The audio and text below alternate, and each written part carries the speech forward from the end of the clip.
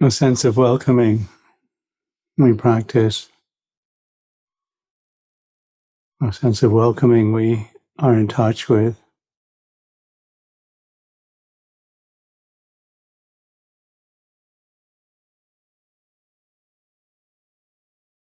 As we gather ourselves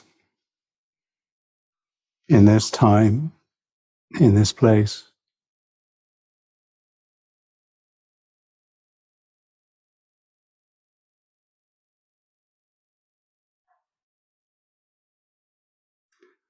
Gathering, recollecting, welcoming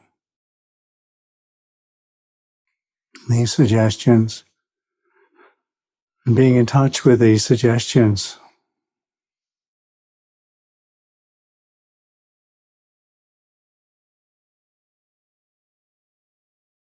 In this here, this now.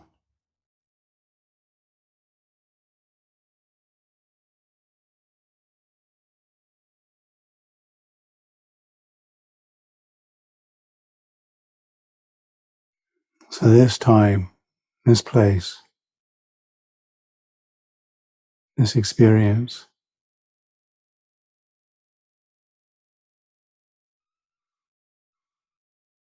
because we wish ourselves well. Life wishes itself well.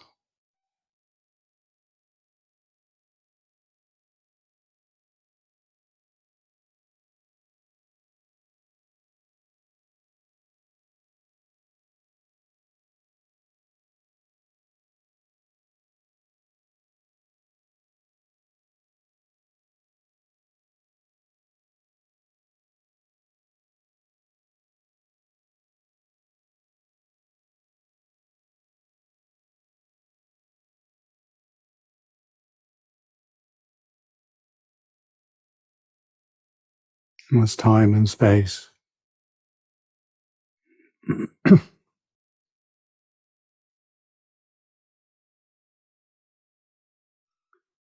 This gathering and recollection,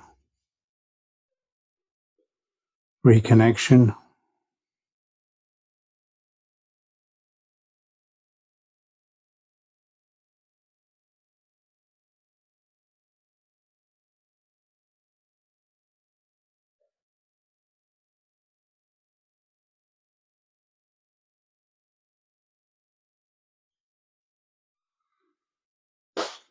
this is the time, this is the space.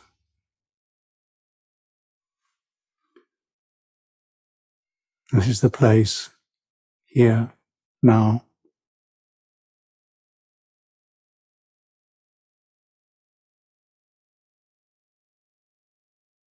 And this is life.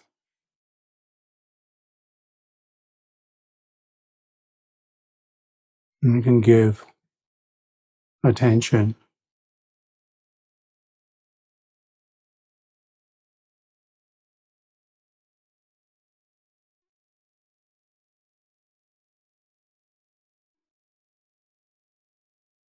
this gift in the knowing.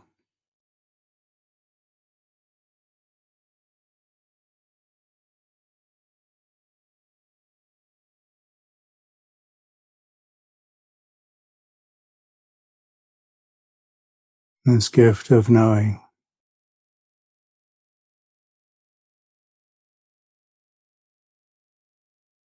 Receiving life.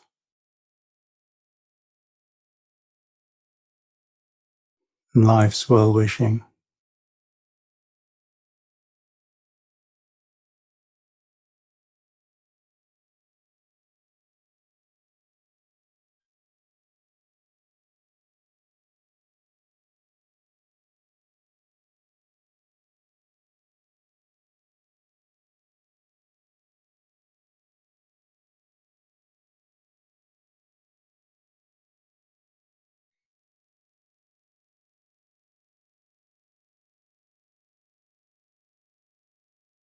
An appreciation of this current experience, this here, this now.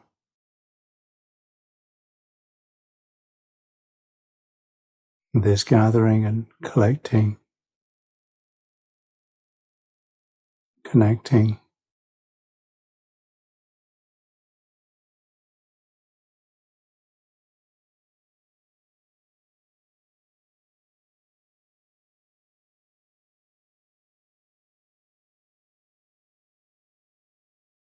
a breath,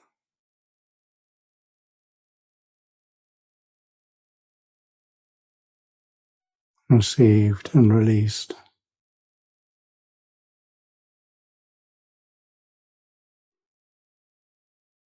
Release.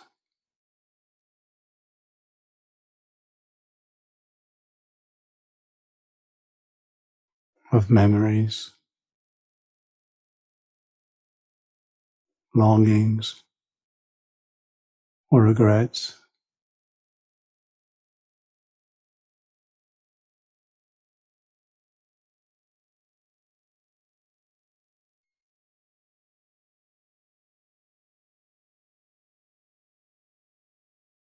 In this experience,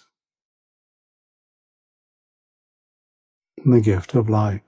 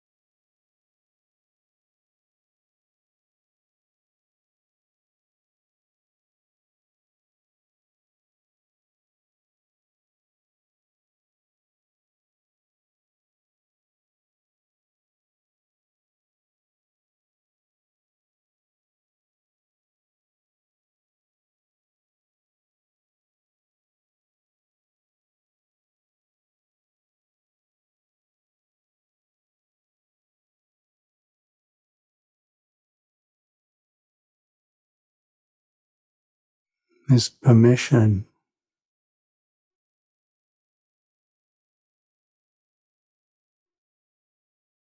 for sensitivity without expectation, in a sense of safety,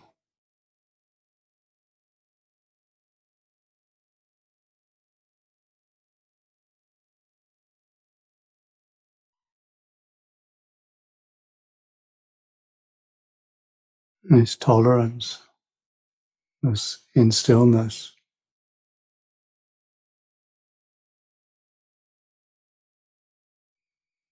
receiving through the gift of attention,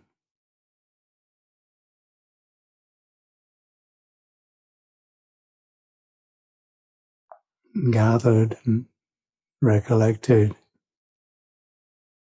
collected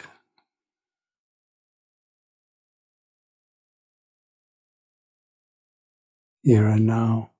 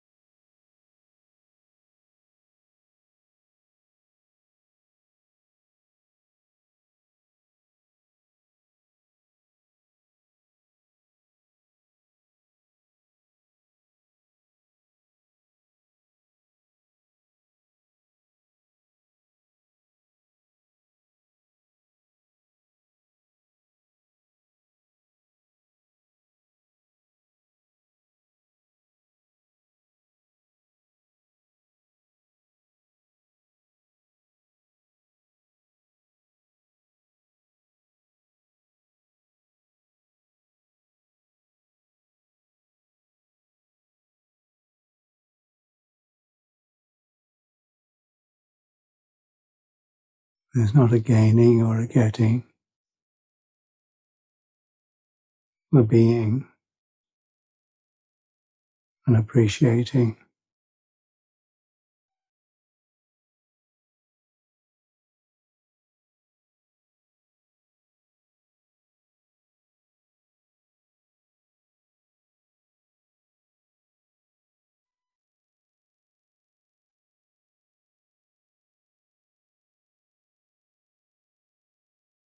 receiving this moment,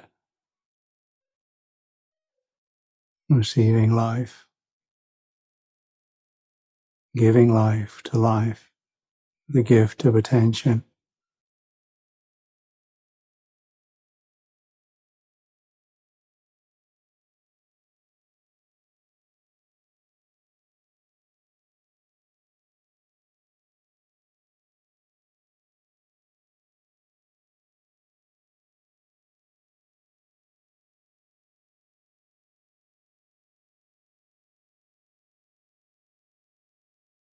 This here and now, this place, this time.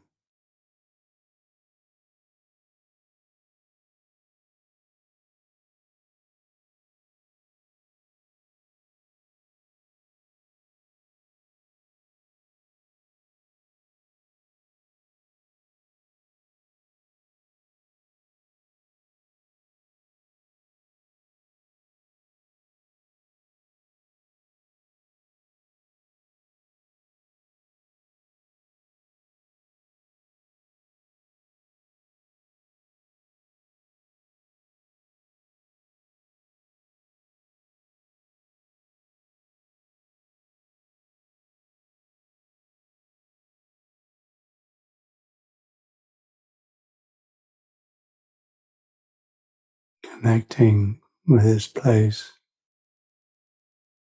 this time, through the knowing of the here and now.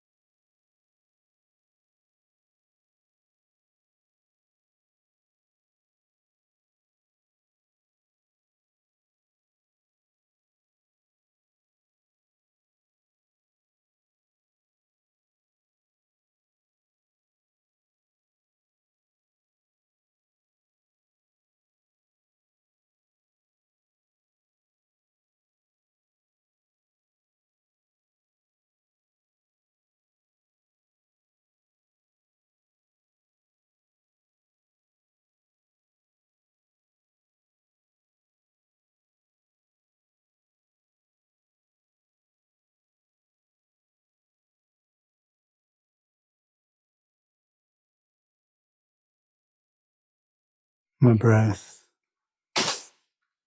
gentle,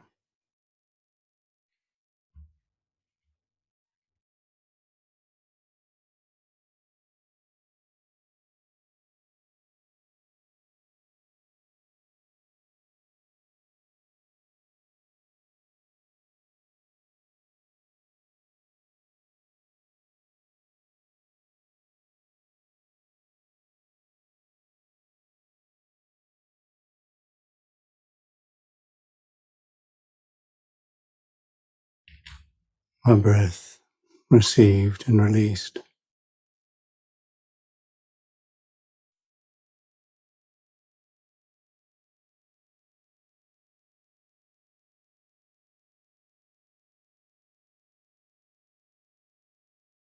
The abdomen soft,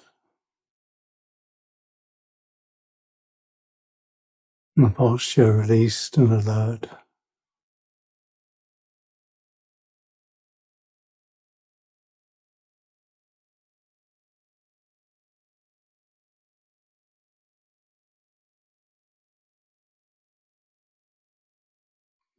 This knowing,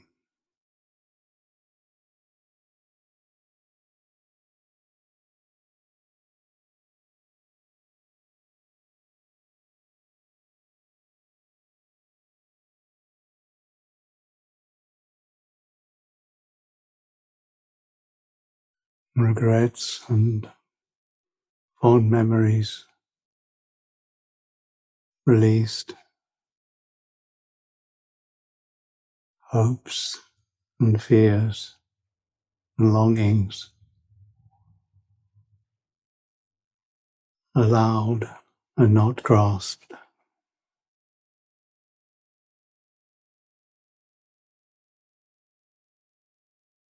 In this knowing, this collecting, gathered attention in this time, this place, this now, this year.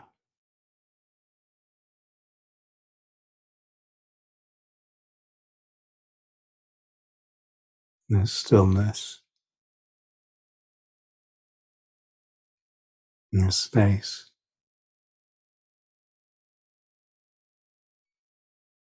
This silence.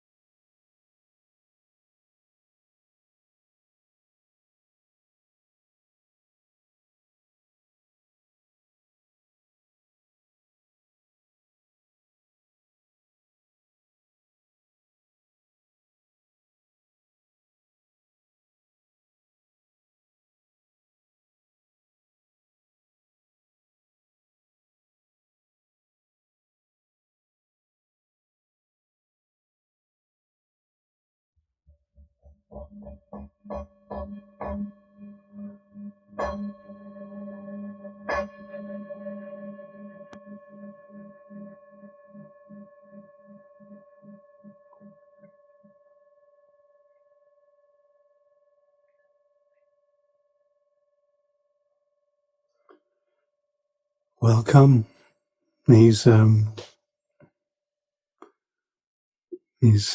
sessions are continuing to be held many Fridays. The first 15 or so minutes is given to collecting, given to gathering, given to space and a bit of silence and a bit of encouragement. And maybe that's enough, or maybe it's too much, but give another few minutes, 30 or so minutes, to some considerations which might help, which might not help. If they don't, just, if you're listening to the recording, you can just turn it off. And if you're listening now, you can also just leave. So there's a lot of freedom in this. Or you could just leave it as sound at the ear and stay with the knowing of sound at the ear without forming any opinion or allowing the opinions to just come and go.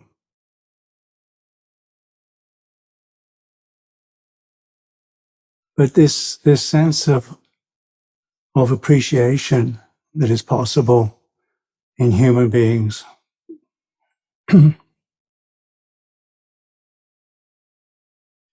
The sense of noticing the good, the beautiful, the lovely, that can encourage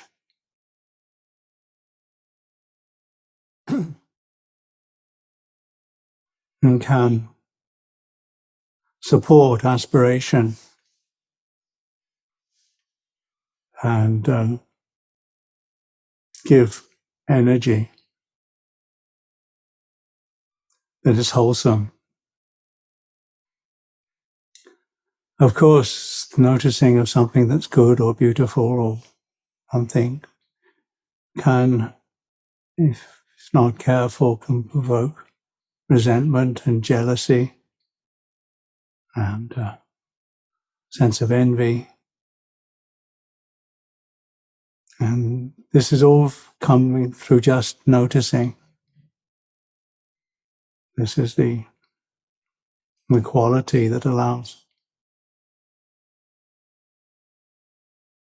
the sense of beauty to exist, the knowing.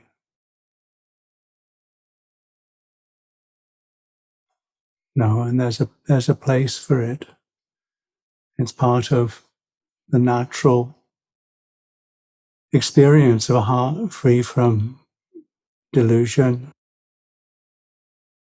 free from a sense of neediness, and free from a sense of being overwhelmed. Then there is space for true appreciation and beauty. The inviting quality of truth, of the Dhamma, the come and see, the ehipasiko, the encouragement of investigation, which is an aspect of the Dhamma, or a way that is in tune with Dhamma, in tune with truth. Ehipasiko, come and see. Come and see, come and notice. And in that there's joy. There's a joy in that possibility that there is the quality of noticing, that there is the quality of awareness, that there is life. It's actually joyous. And the knowing even of the capacity to see the ugly and the beauty and the ugly, the capacity for flexibility so that there's a freedom from fixity, so that the noticing itself can be noticed. Because when the heart is fixed on seeing things one way, it's difficult to notice the noticing,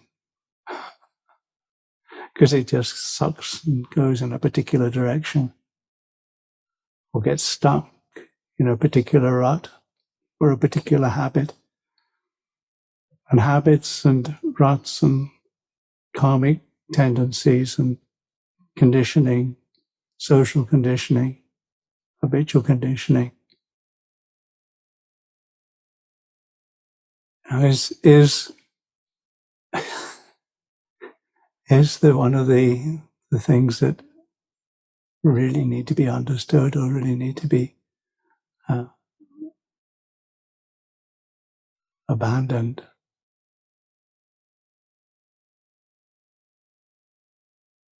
And then the noticing of the beauty in things. When people talk about how they can't get on with somebody, then or they want something from somebody. I really encourage the sense of noticing whatever goodness there is in that person, or whatever goodness is in anything, because it's how things are related to, how they can be appreciated.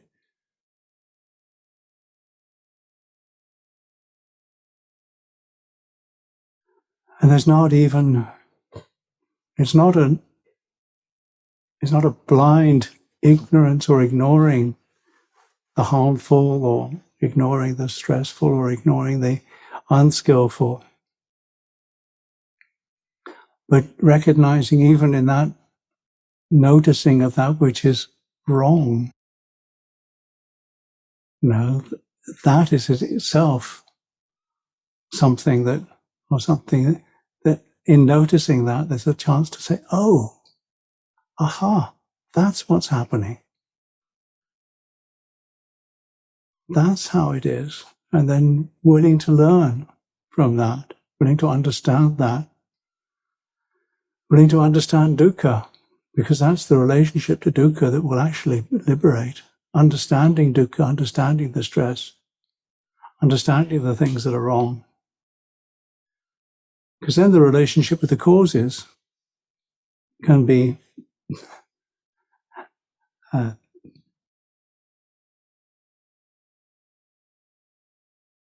abandoned. Causes of extra stress can be abandoned. There's blessings that can be brought to each situation. There are beings that always have the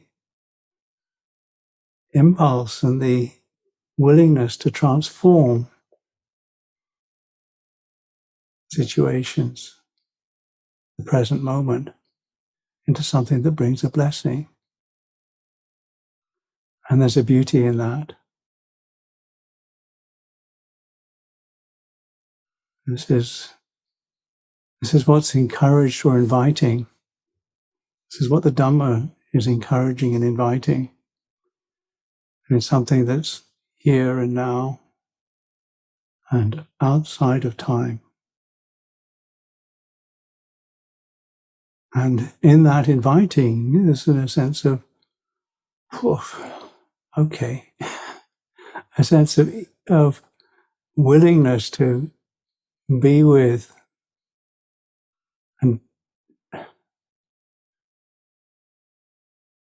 and do what's necessary.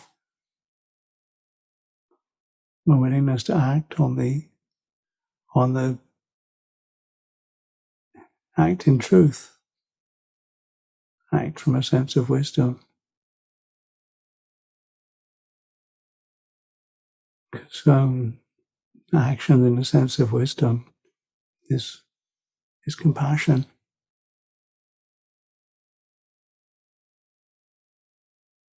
What to do and when to do it.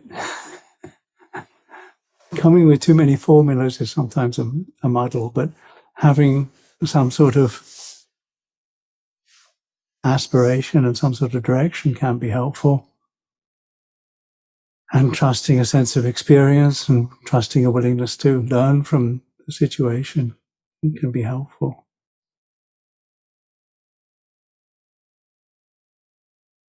I talk about the relationship with my father when I wanted him to approve of what I was doing when I was living as a monk. It took me years, 15 years, to realize that wanting him to approve of what I was doing the same thing to him as he was doing to me, which is wanting me not to be a monk. So as soon as he saw me, he saw something that he didn't want. And as soon as I saw him, I was seeing something that I didn't want. So I shifted to just appreciating him, appreciating the goodness of him and not wanting him to change. Because wanting him to change, wanting him to approve of me was wanting him to change. So all he got was a sense of, I don't like you. And all I got from him was a sense of, I don't like you, but I couldn't change what he was doing. But I could change what I was doing.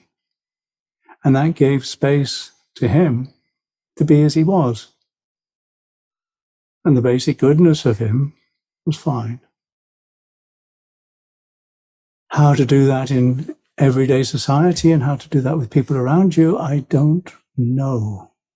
It's something that we will all have to learn, but at least as often as one can, appreciate the goodness and beauty with this being here, and wanting this one to change the whole time. Noticing the shift and the stresses that you put on yourself if you want this life to change. And that's because if it's good enough, not harming yourself or harming others, or at least moving in that direction and making that effort. Appreciate whatever efforts you do make. Appreciate whatever things you are able to do. And work on that.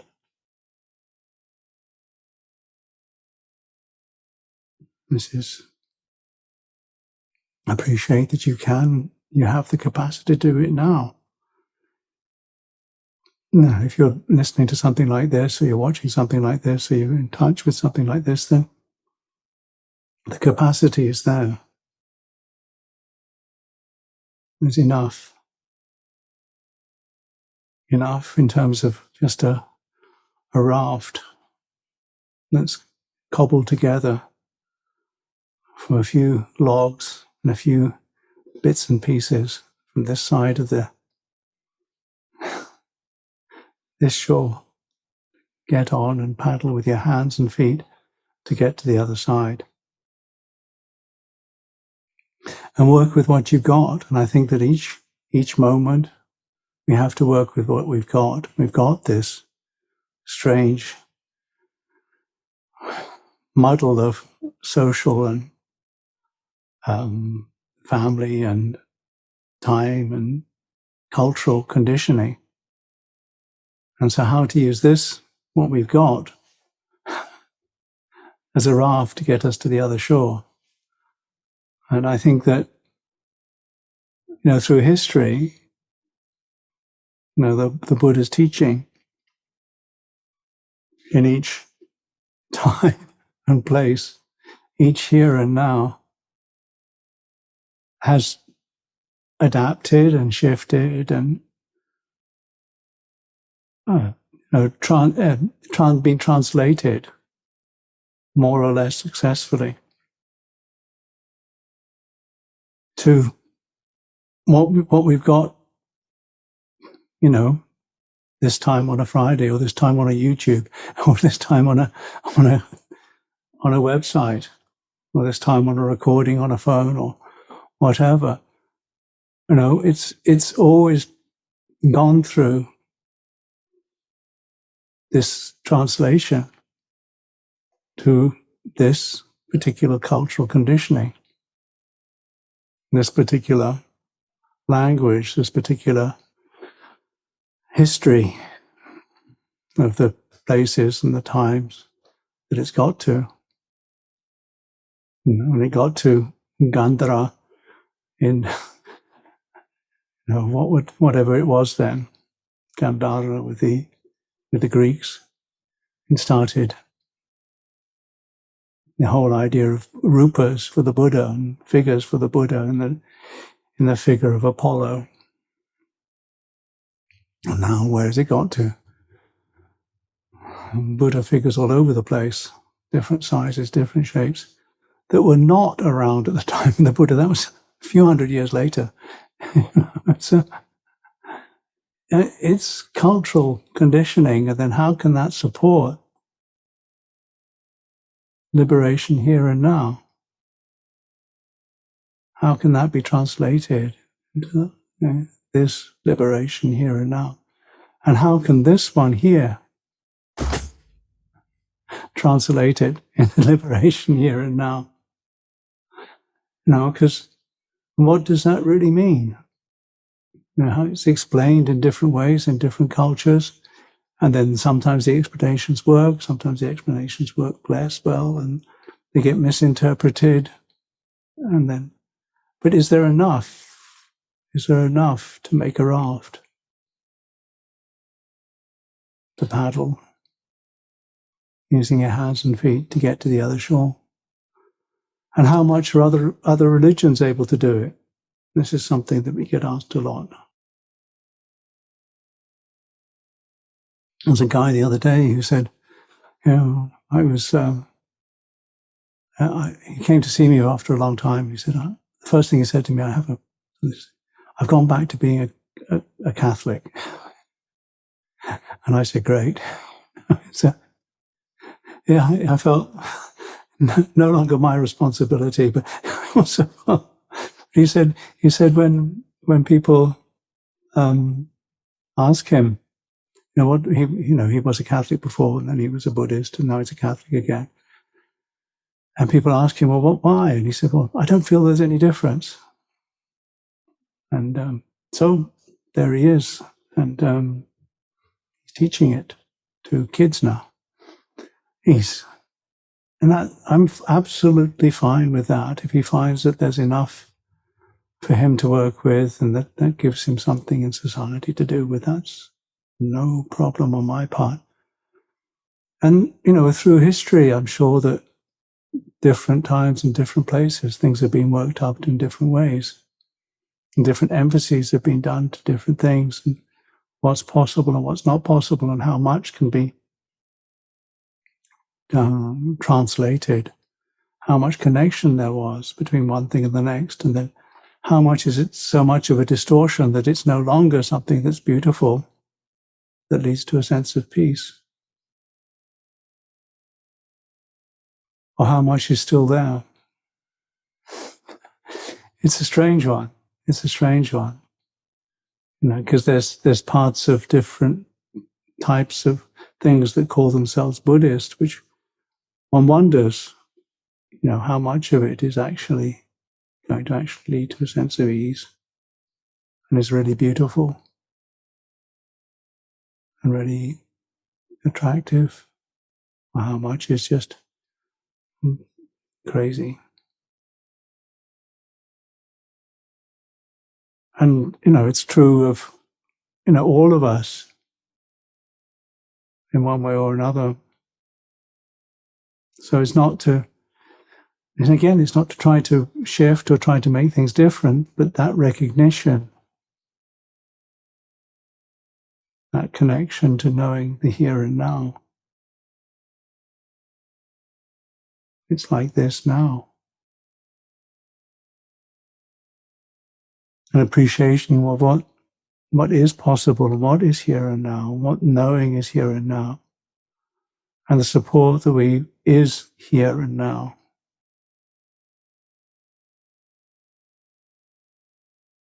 Because there's no, this time, this place, what's the right thing? What's the beautiful thing? What's the thing that leads to peace?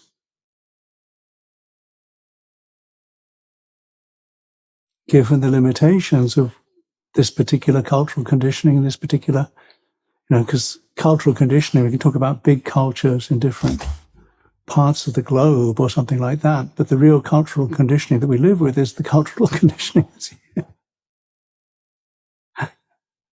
And this is the one that we need to figure out. The rest we can have opinions about.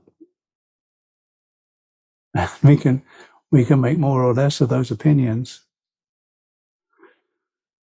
And there's things that we can learn from it. I mean, I can remember thinking that it was absolutely useless to learn something by heart. This was rote learning. This is just learning something without any sort of, you have to really understand it. But actually learning something by heart helps you really understand it. and in the old days, it was rightly considered more accurate than people reading something out and other people just writing it down, because that one mistake could lead to many bad copies. Whereas, we've learned that if you have 4 people chanting and one of them gets something wrong, the other 3 people tend to hear it, and then it corrects. Particularly if they've all learned it by heart, because it's a correcting mechanism. It's something to learn from. So if you see other, there are other different cultural conditionings. Ajahn Chah used to hear about Zen koans, and he thought they were funny and tried to use them sometimes. It was not that he was. And nowadays, the connections that we can make across different cultures are incredible. Incredible. And how it's going to work out, we just don't know. What does it really all mean? What do these terms mean? What does emptiness mean? What does anatta mean? No self. Right? These are terms, and what does self mean? What does soul mean? Are we frightened to use the word soul? What sort of weight do we give it? Are Buddhists soulless? Because they say there's no soul. No, I don't know. But, this just recognizing the different ways that cultural conditioning works and different ways that they're translated, mindfulness and how it's used and how it's picked up and messed about and given some sort of importance. What does that really mean? And concentration, what does that mean? We got that word, and then how does that work? What is it in different ways that it's culturally picked up and then transmitted, and then what sort of meaning are we giving it? How are we giving it? Knowing this.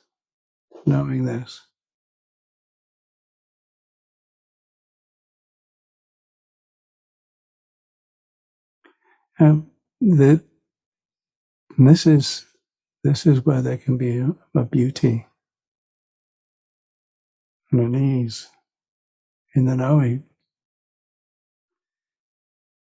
in the not making more of things.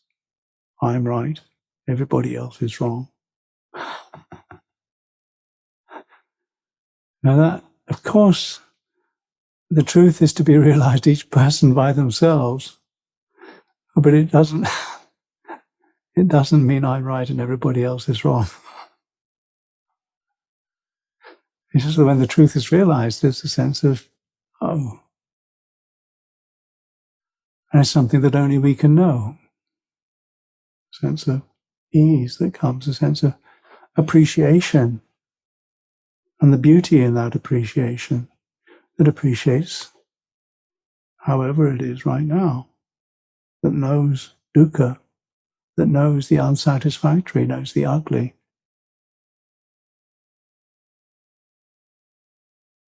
Behavior, or just things that are not beautiful. It's something that's, of interest, because something like is there a beauty, is there absolute beauty in art, or in things, or how things are arranged? Is there an absolute beauty in sound, or are sounds always, some sounds always beautiful? Or is it all cultural conditioning?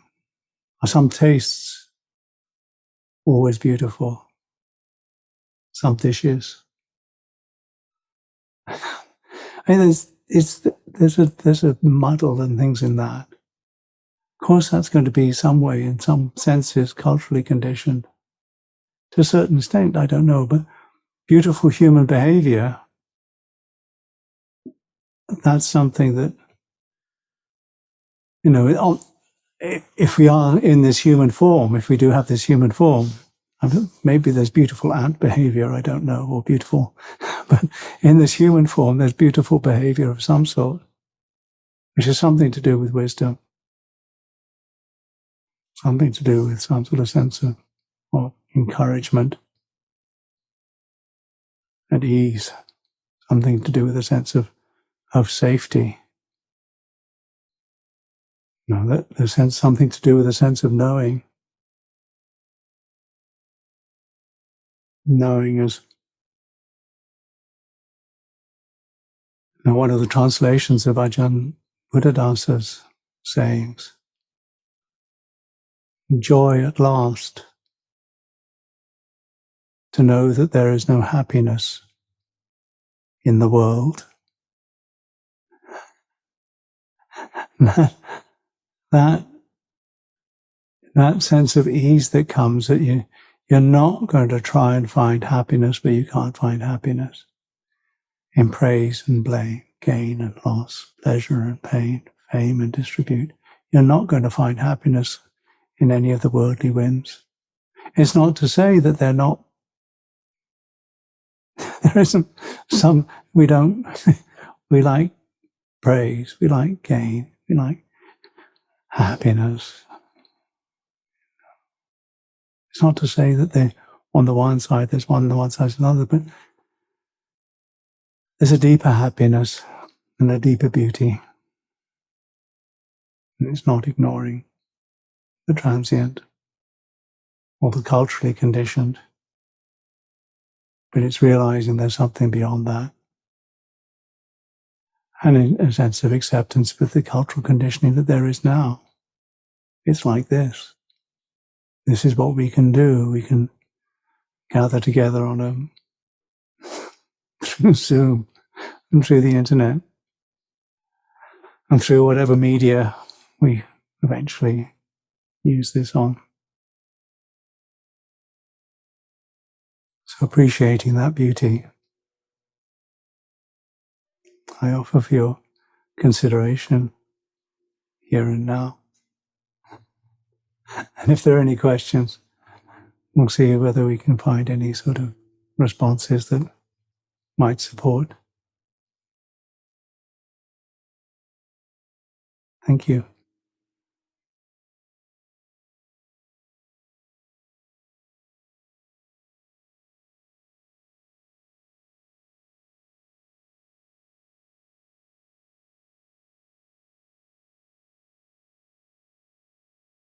Okay.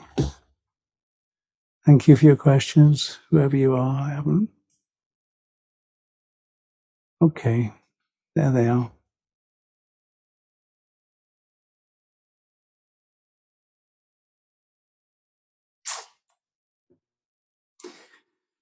Ajahn Buddhadasa said that developing any of one of the paramis will lead to the rest of them. So go for it. Dana parami, the gift of attention.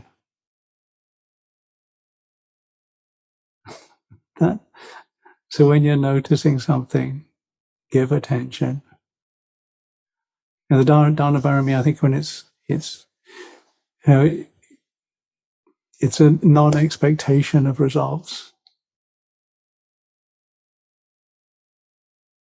but a noticing of what is there, and a willingness to sustain that gift, so that it's and then in the rest of the paramis, there is a sense of to go through the rest of the paramitas and see, well, how can I incorporate those into dana? Including wisdom, patience, metta, honesty, effort. These are all things that you can, look at the other paramitas and see whether how you can bring them into dana parami, so that your dana parami is not just blind and not misplaced. Then you can use wisdom in your dana parami. What is the proper thing to give? How should I give it? How should I give my attention? What sort of things are actually helpful? Am I giving this with a pure heart? Have a sense of reflection in this. Have a sense of sila in what you give. You know.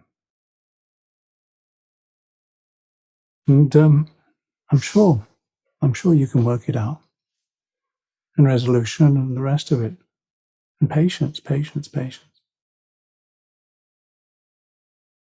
And upekkha,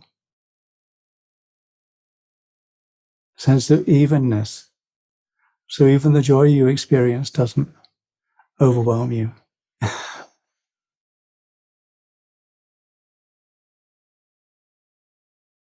Inappropriate attention, ayoniso manasikara. That's when you're looking at something or you're noticing, you're noticing what you can get out of it. When you're giving something attention that increases the defilements in the mind. That's inappropriate attention. That's the attention. So when you're looking at it with a sense of greed or lust or hatred, rather than noticing it just as it is, a sense of when your attention is dwelling on it in terms of trying to get some pleasure out of it, trying to milk it for something. This is inappropriate attention. So there's a sense of noticing it as it is.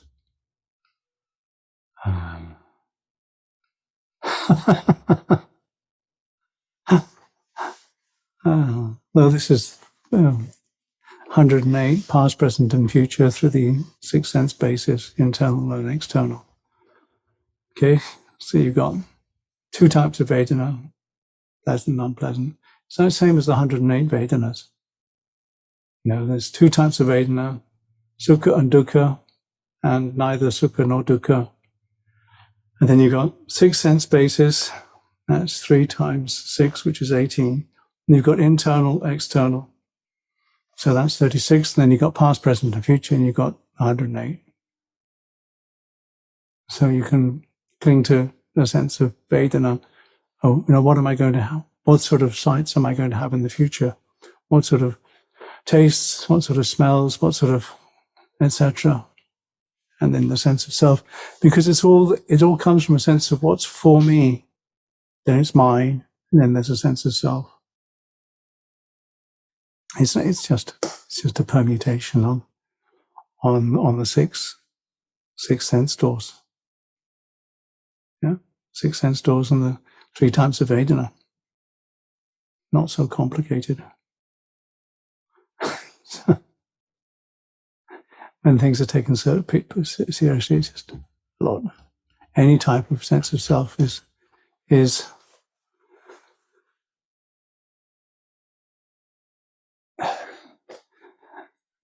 I think Sariputta described it as having a little bit of excrement underneath your nail. It still stinks.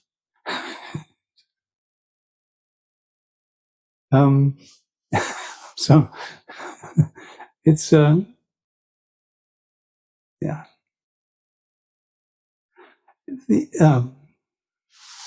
joy at last to know that there is no happiness in the world. That was the quote from Ajahn Buddhadasa. I'm not sure whether he did it in English or whether that's a translation of something in Thai. And joy at last to know that there is no happiness in the world. Yeah? It's a sense of, oh, I've been looking in the wrong place.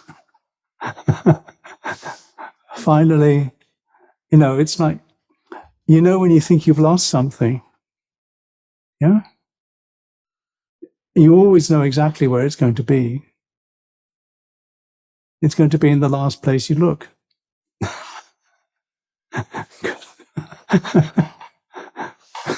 That's where it has to be. So, because then you found it and it's no longer lost. It's ridiculous. But, and so, we tend to look outside for our happiness. And then, recognizing that, turning the attention inwards and finding a happiness that's independent of conditions, oh, that's where I should be looking. That's where I'll find it. Yeah? Because trying to look at it outside, you're not going to find... No, it's... yeah, you'll find temporary happiness. And it's not that Ajahn Buddha does. But the thing was, wasn't happy about things and wasn't happy in what he did. Because he did say, always find happiness in your work. Find happiness in what you're doing. If you sweep to get the job done, you're going to be upset all the time until you get it done. If you sweep just to sweep, then you'll enjoy every sweep.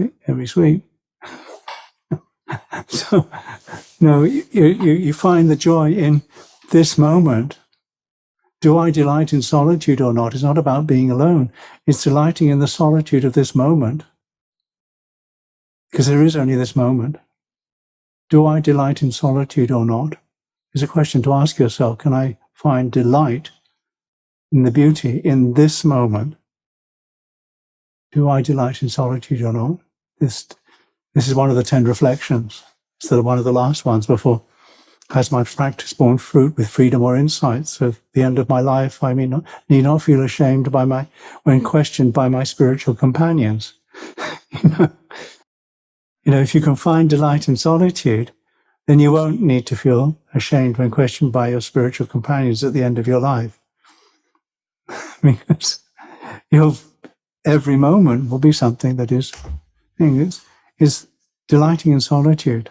Because the days and nights are relentlessly passing. How well am I spending my time? That's the one before. Do I delight in solitude or not? It's find a way of delighting in this moment, finding the beauty and something to appreciate in this moment. And the part of it is to think, well, I don't need to waste my time. I'm trying to find happiness in the world.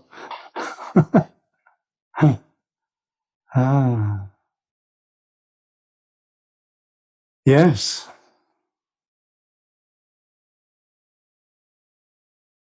Yes. The fires. Yes. I skipped your third question. What was your third question? Oh, yes, there are. And I'm sure that the dictionary will find the differences.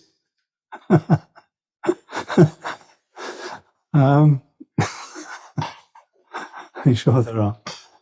I think I've also sent you sometime the book, the little piece of paper from Ajahn Buddhadasa about all of that. I live in a region severely affected by the fires. My house was at risk, but was saved by the firemen. There was everything around that was beautiful. Before, a beautiful forest is now coal and ashes. This conditions very much my states of mind, and I'm having a hard time. I am now understanding, like I ever did before, the impact of what my senses capture in my mind.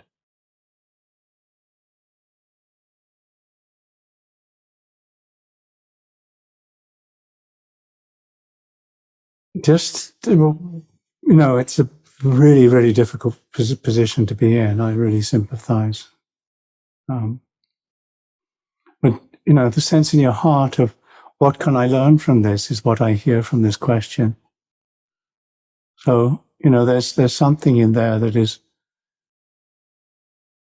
wanting to find, well, what can I learn from this? And be in touch with that sense of, this is really difficult, but what can I learn from this? And you have learned the impact of how your mind went out to try to seek beautiful things. And how it's disappointed that you've lost something that was beautiful. Do notice whatever beauty there is, and do dwell in appreciation of the firemen that did actually save your house. Do notice over the next period of time what happens.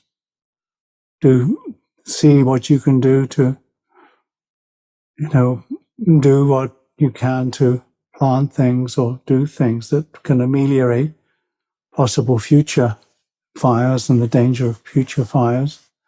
Keep aware of what can do with that. There's a nun who lives up in in Spain, Sister Jyotika, and a few years ago she had to flee where she lived, and the whole place burnt down around her, but not the buildings. And then, so since then, she's planted thousands of trees which are more resistant to fire than the pines that were around, and she's trying to clear and keep the place free from possible future fires, because the pines were very, fast growing, but not very fire resistant. So look to what you've got now and appreciate that your house was saved from burning, and then see how you living there now and staying there now can contribute towards blessings in the future, both for yourself and for others. See how it works out. Even the little monastery here, people were really disappointed when we cut a lot of the trees. People are still disappointed when we cut a lot of the trees, because we cut a lot of pines. But, it's for the sake of the great-grandchildren, because the oaks, we hope, will grow.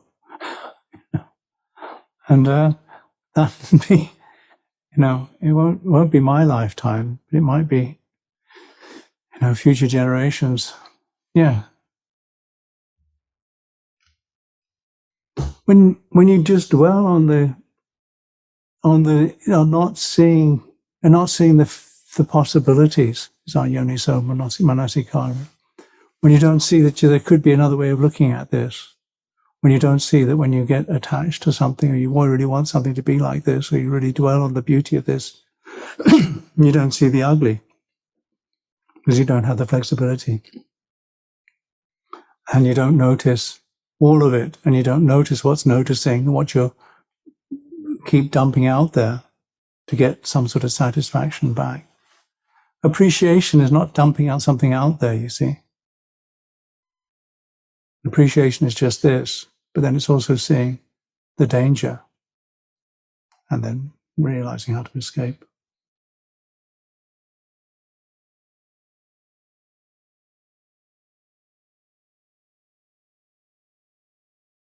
Okay.